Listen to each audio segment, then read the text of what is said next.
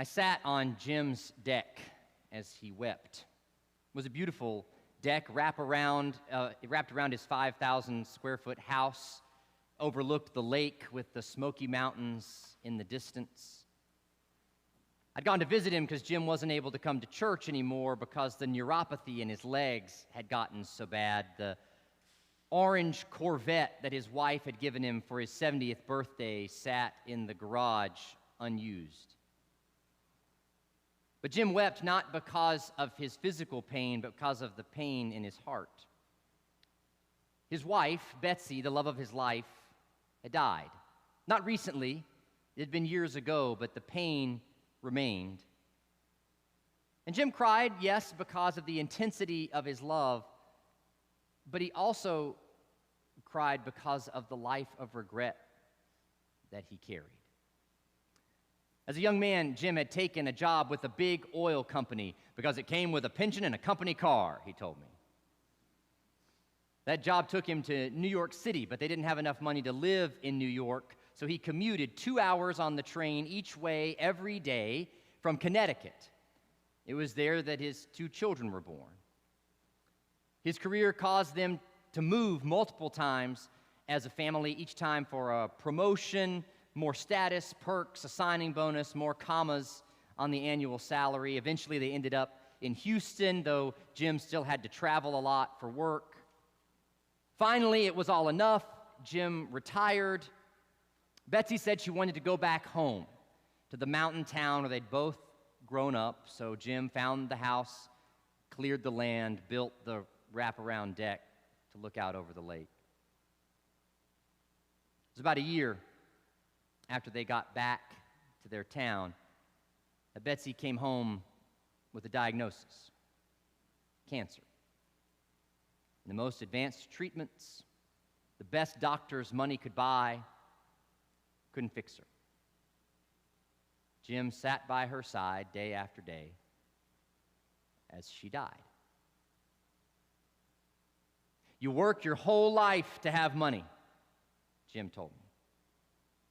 And then when you're finally able to enjoy it, you're no longer able to do anything. He talked about how his grief kept him up at night. Sometimes he'd have to pour one more glass of red wine to help him drift off. Then he'd wake up in the night, have to use a restroom, and then he'd lay there for hours more awake. I sat in another man's living room in more recent years. This man was about the same age as Jim. He, too, had just endured the death of his wife. He'd lived in the same house for over 60 years with his spouse. A small house, maybe 3 bedrooms. They'd raised several children there. They'd hosted their grandkids over the years. He told me that some of their favorite memories were the pranks that they would pull on the neighborhood kids who came trick-or-treating on Halloween every year. They put a pumpkin outside with a speaker behind it, and he would talk, and the pumpkin would interview all the kids as they came up to the house to get their candy. He told me about his jobs over his career, how he'd always worked with his hands. And every job I had, he told me, I'd tell the boss, you will get my best work every single day I'm here. And I ask for only one thing in return. I need 1 week of paid vacation time. And with that 1 week of paid vacation time every year, this man took his family tent camping to the mountains or a nearby lake.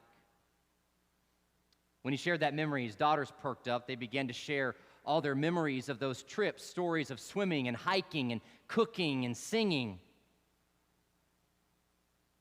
This man missed his wife in grief after her death,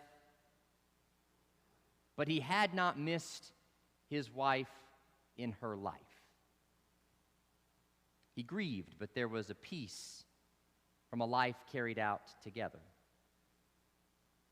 I asked how he was sleeping. Often when someone loses a spouse, the evening routine can be the hardest time of the day.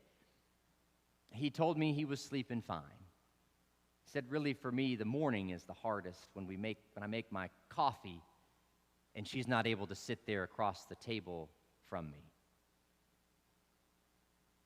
Sweet is the sleep of laborers, whether they eat little or much, but the surfeit of the rich will not let them sleep. You don't believe me, I know. Given the choice between Jim's life or this other man's life, you would pick Jim's with all the wealth, and you'd take your chance that you wouldn't suffer some kind of debilitating illness that would rob you of your elder years when you could enjoy the wealth. Many of us have bought into that mantra, first penned by the writer Beatrice Kaufman. I've been poor and I've been rich. Rich is better.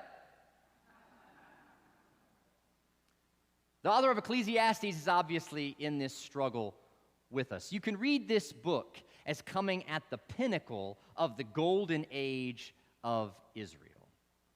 King Solomon has legitimized the nation among their neighbors. A standing army has allowed for peace to reign in the land, finally. Trade deals with neighboring nations have resulted in huge economic prosperity, and the completion of the amazing temple in Jerusalem has shown all the other nations that the God of Israel is just as powerful as their gods. The people have finally arrived. But in the book, the author realizes that wealth and prosperity do not guarantee happiness and contentment. He notes in our reading today that loving money for the sake of loving money is pointless. Just living to accumulate more wealth will leave one empty, tossing and turning through the night in anxiety. Ted spent his career in collegiate advancement, raising money for colleges. His sister called him, wanted him to come visit. She and her husband, his brother-in-law, they had just retired. They had been incredibly financially successful in life, and they were trying to figure out what the future would look like now in retirement. So Ted went to visit them. His sister wanted him to speak specifically to her husband, his brother-in-law. I can only imagine the family dynamics involved with this conversation. Because she wanted Ted to talk her husband into some philanthropic opportunities. And so Ted brought up the local track team. He knew that the man had run track in high school. He had volunteered with the track team as a coach in adulthood. Would he like to give some of his money to sponsor a new track for the high school? No, not interested.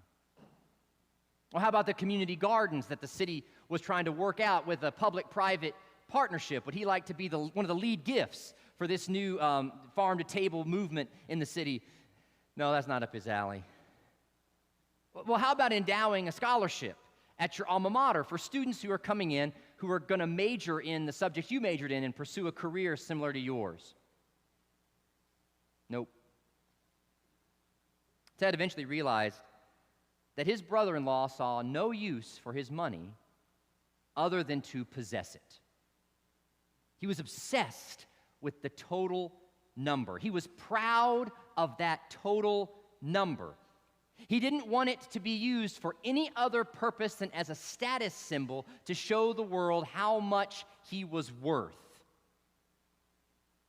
Now, I don't know if this man is alive or dead today, but I've seen a lot of things on headstones in my life. People say all kinds of things. Go over to Evergreen, you can find pictures and all kinds of stuff on headstones. I've never seen on a headstone, though, at the time of his death, his net worth was, and a blank with a number in it. I've never seen it. Not to say it hasn't been done. Do you remember there was this investment commercial a few years ago? It was a retirement savings commercial.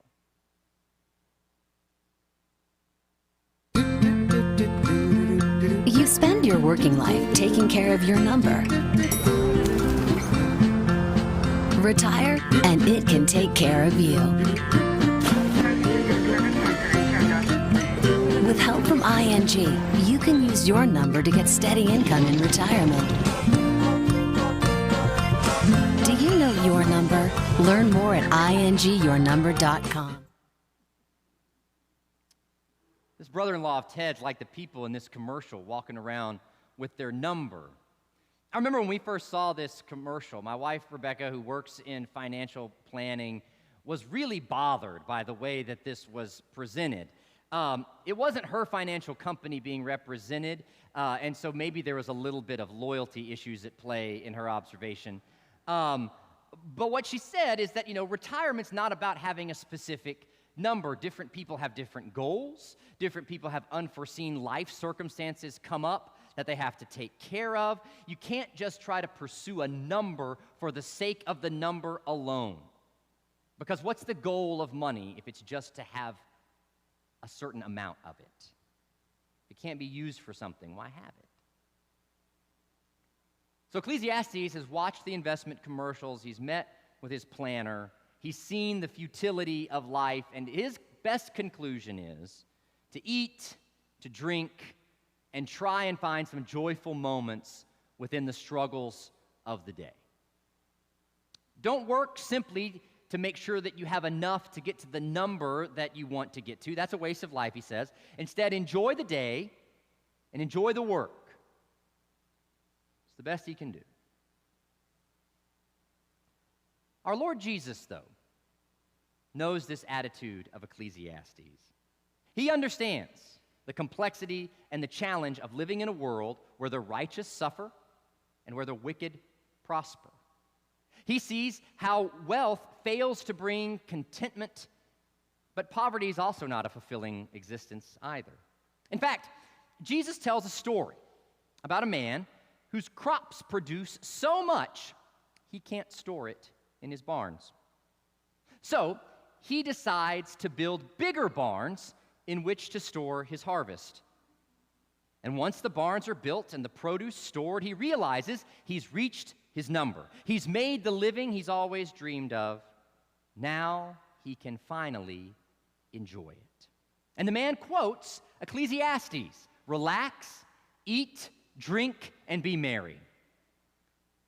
But that very night, the man dies. Hardly the sweet sleep of laborers, but the final end for the surfeit of the rich. Jesus concludes that story. So it is with those who store up treasures for themselves, but are not rich toward God. The best that Ecclesiastes can come up with when he looks at the world is enjoy a good meal, a fine glass of wine, and make some friends at work and try to find some joyful moments amidst the tasks of the day. That's the best we can hope for. Jesus thinks there's an even better way. Be rich toward God. Put your wealth and your gifts to use for others.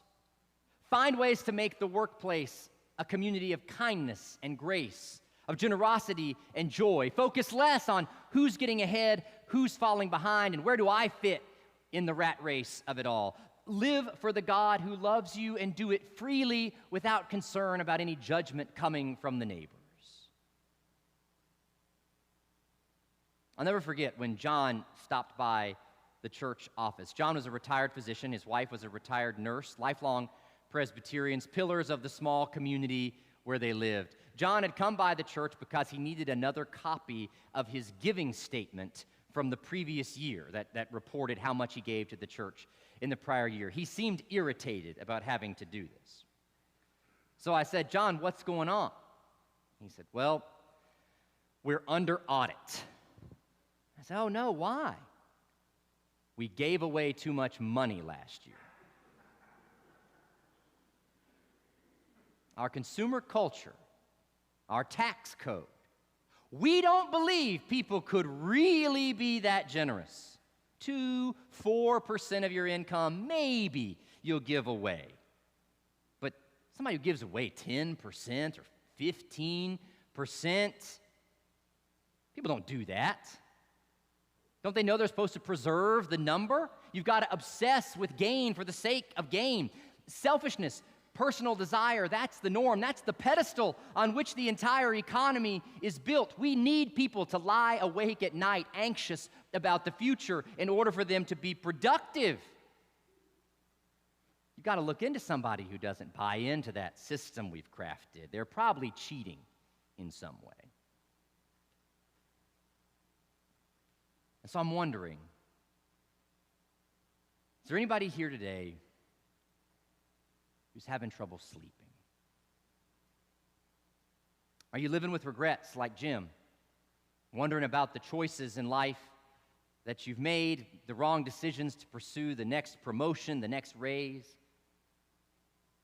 Are you living with anxiety about your number, hoarding what you have so that you can etch it on the tombstone, never knowing when the moment will pass? Are you sleepless at night because you don't know when you're going to be able to complete the bigger barns that you have construction plans for, and you don't know when your life might be taken from you? Are you sleepless because the righteous suffer and the wicked prosper? Because you've bought into the notion that all there really is to live for is an aged filet and a fine glass of Chardonnay? If you're tired and you want to rest, start giving. Give to the church. Give to the Haiti Project this month. Give to your kids' school, to a charity you support, to a neighbor down the street. Give in a way that looks suspect to the consumerism that defines our culture. Give until you come under audit because you look so ridiculous. Because what I wish we could tell Ecclesiastes is when you give, you are free. You are no longer possessed by the power of wealth, but the master of a resource that can be utilized for the good of the world. So give abundantly. Give freely. It will change your life, and you'll be able to sleep in peace.